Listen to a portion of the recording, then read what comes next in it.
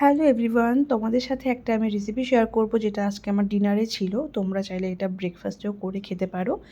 তো এর মধ্যে দিয়ে দিয়েছি আমি গাজর, ক্যাপসিকাম, ধনেপাতা, লঙ্কা, পেঁয়াজ, দুটো ডিম, যা যা উপকরণ আমার বাড়িতে ছিল ভেজিটেবল আমি সব কিছুই কিন্তু এই ব্যাটারটার মধ্যে দিয়েছি।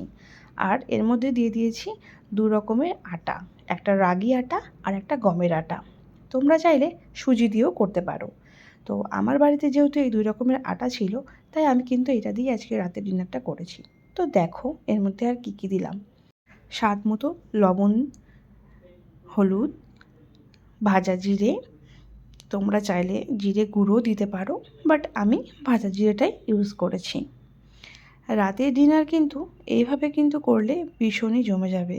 আর দেখো মানে খুব গাঢ়ও না, খুব পাতলাও না, জল দিয়ে সেরকমভাবে ব্যাটারটা তৈরি করে নিয়েছি।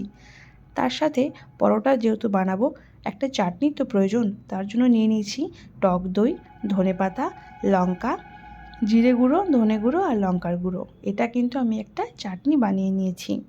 সস দিয়েও খাওয়া যায়, বাট আমি একটু গ্রিন চাটনি, যেহেতু ধনেপাতার সিজন তাই ধনেপাতারই চাটনি বানালাম। এদিকে গরম তেলে পরোটাটা আমি ভাজতে স্টার্ট করে দিলাম, লাইক গোলা রুটির মতো। আর এদিকে সাথে ছিল ভেজিটেবল স্যুপ। এই আজকের ডিনার। তোমাদের সবার কেমন লাগলো?